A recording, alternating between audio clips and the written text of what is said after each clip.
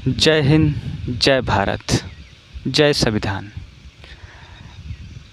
पूरे बिहार के और भारतवासियों को मैं ये बताना चाहता हूँ कि हमारे बिहार में, और बिहारवासियों से ख़ास करके बताना चाहता हूँ भाई साहब, हम लोग जो बिहार के जो भाई साहब जो हम लोग हैं ना, वो थोड़ा अजीब किस्म का है। वो हम लोग जानते बहुत कम हैं और मानते बहुत ज़्यादा हैं, और इसीलिए हम सोचते हैं कि हम अपने भाइयों को ये चीज़ बताना बहुत ज़रूरी होता है। अब मैंने बहुतों लोगों से पूछता हूँ कि हमारा बिहार का नाम बिहार क्यों पड़ा, तो ऐसा घबरा जाता है जैसे लगता है ना कि पता न क्या पूछ दिया। बहुत लोग जानते भी होंगे, आप लोग भी जानते होंगे, कुछ लोग जानते होंगे, लेकिन बहुत लोगों से मैंने पूछता था तो बहुत कम बताते थे। तो हमने समझा कि ये सोशल मीडिया के ज़रिए ये बताना बहुत ज़रूरी है, क्योंकि यहाँ के लोग मानते बहुत ज़्यादा हैं और जानते बहुत कम हैं। ये अब की डेट की बात कर रहा हूँ, पहले की बात नहीं कर रहा हूँ। पहले तो कुछ और थे, पहले तो यहाँ समझिए कि लोग अमृत पी पी करके घूमा करते थे, और अब जो है जहर पी पी करके घूमते हैं। इसीलिए मैं बताना चाहता हूँ कि हमारा बिहार राज्य का नाम बिहार क्यों पड़ा।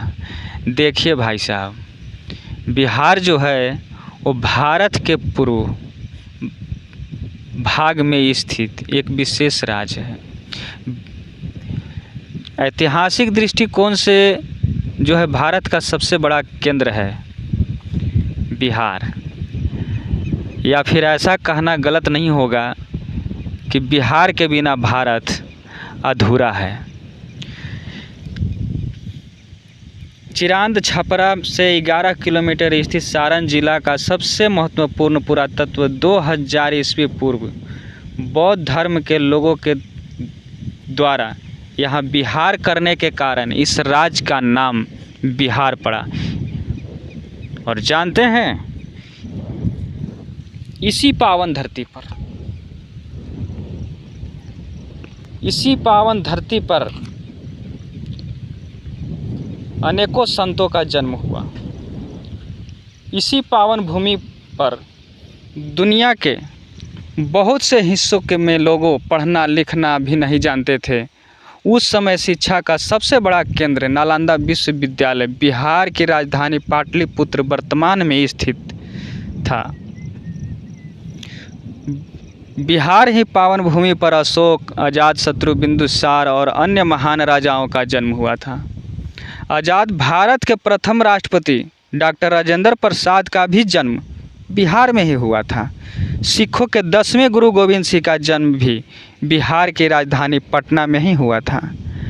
आज भी भारत का सबसे ज़्यादा भारतीय प्रशासनिक अधिकारी बिहार से ही निकलते हैं, लेकिन लगातार विदेशियों के आक्रमण और नेताओं के घटिया राजनीति के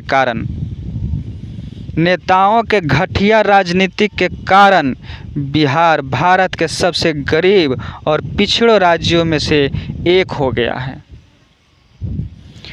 विश्व में शिक्षा का केंद्र का गौरव प्राप्त करने वाले इस राज्य के साक्षरता दर अन्य राज्यों से कम हो गई, और रोजगार न मिलने के कारण पलायन एक बहुत बड़ी समस्या बन चुकी है।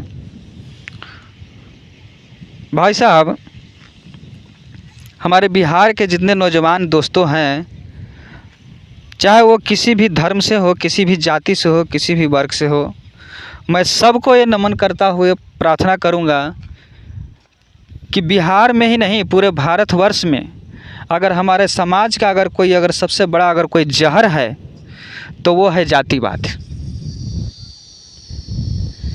जिस समय अपने दिलो दिमाग से अगर जातिवाद को तोड़ने के लिए कसम खा लीजिएगा तो समझ लीजिए कि हमारे बिहार उन्नति के रास्ते पर सबसे पहला कदम रख देगा। जातिवाद तोड़ने का एक ही कारण है, इंटरकास्ट मैरिज। इंटरकास्ट मैरिज को बढ़ावा देना और इंटरकास्ट मैरिज को एक सुंदर और सबसे अच्छा रास्ता समझ करके उसे अपनाना। सुनने में थोड़ा अजीब लगेगा, कुछ लोग गाली भी देंगे, तो हमें उसका परवाह नहीं है। लेकिन ये बात सत्य है और यही सबसे अच्छा और सबसे सुंदर रास्ता है, क्योंकि जब तक हम एक दूसरे के कास्ट वर्ग को जुड़ करके और इस जाति धर्म को नहीं तोड़ेंगे, तब तक एक दूसरे में प्रेम नहीं बन पाएगा। और जब एक दूसरे में हम तोड़ करके एक दूसरे से घुल मिल जाएंगे तो हमारा प्रेम ऑटोमेटिक 100% बढ़ जाएगा। और समाज का दूसरा जहर है दहेज प्रथा। एक तो हम बिहार में रोजगार नहीं है, इसके वजह से एक दूसरे को इधर उधर पलायन करना पड़ता है दूसरे राज्यों में, और मेहनत मजदूरी करके, और उसको उतना तक हो नहीं पाता है कि वो मतलब कि वो तिलक और दहेज की बात कर सके। लेकिन फिर भी वो किसी न किसी तरह से, चाहे कर्ज में डूबकर, चाहे मेहनत में डूबकर, वो चीज़ को पूरा करना पड़ता है। और हर अधिकारी, गवर्नमेंट का हर अधिकारी, एक दरोगा से लेकर के, चौकीदार से लेकर के, police inspector, commissioner, magistrate, collector, जज, जितने भी अधिकारी हैं सब सारे इस रास्ते से गुजरते हैं। अपने अपने दिल पर हाथ रख करके कहिएगा कि ये बात सत्य है या नहीं है। सब इस रास्ते से गुजरता है और इसको रोकने के लिए संविधान में लागू भी है कि दहेज प्रथा गलत है। लेकिन मान कौन रहा है इसको? जिस तरह शराबबंदी नहीं मान रहा है लोग, उसी तरह से दहेज प्रथा भी नहीं मान रहा है लोग। शौक़ से उसको देते जा रहे हैं, शौक़ से लेते जा रहे हैं। फिर दे रहे हो, फिर ले भी रहे हो, तो कर क्या रहे हो? जब दे ही रहे हो और फिर ले ही रहे हो तो कर क्या रहे हो? वो तो फिर बात बराबर हो गई।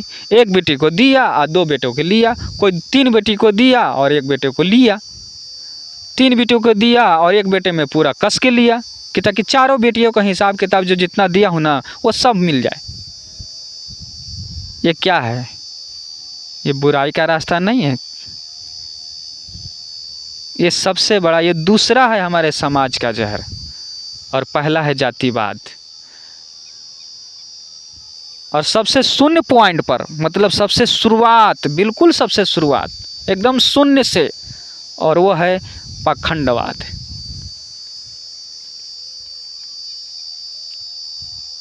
ये तो धीरे धीरे ख़त्म हो ही रहा है और ना के बराबर अब रह गया है पाखंडवाद। ऐसा बात नहीं है। ज़्यादा से ज़्यादा किस में है? आप घर बनवाइएगा तो गृह प्रवेश करवाइएगा, मर जाएगा तो श्राद्ध करवाइएगा, और विवाह करिएगा तो विवाह का वेद पढ़िएगा। और क्या, यही तो रह गया है अब। बाकी तो सब अपने अपने मर्जी से कर ही रहे हो, और सारे लोग जान रहे हो इस बात को। ऐसा बात नहीं है, सारे लोग जान रहे हो। इसीलिए बिहार के जितने भी नौजवान भाइयों हैं उनसे मैं यही आग्रह करूँगा कि इन सब पर ख़त्म करने के लिए अपने दिल से आगे बढ़िए और इसको समाज में उतारने के लिए कोशिश कीजिए। कहते हैं कि ज़िंदगी 2 तरह से जिया जाता है, एक जो हो रहा है उसको होने दो और उसी में ढलते रहो, और एक वो तरीका है कि जो हो रहा है उसको रोकने के लिए संकल्प लो और आगे बढ़ो। ये दूसरा रास्ता है।